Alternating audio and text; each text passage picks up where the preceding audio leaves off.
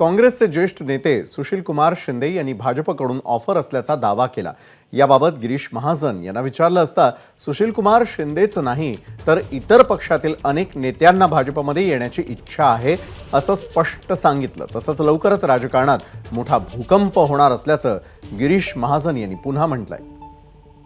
मनामध्ये आता आहे कारण त्यांना काँग्रेसचं भविष्य दिसतंय, त्यांच्या नेतृत्वाचं भविष्य दिसतंय आणि त्यामुळे अनेकांना असं वाटतंय की आता आपण भाजपमध्ये जावं।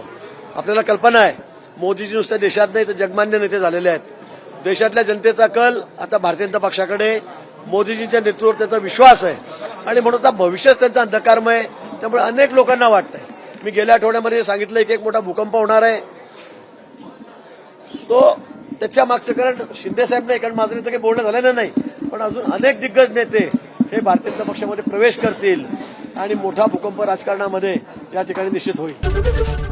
एबीपी माझा, उघडा डोळे बघा नीट।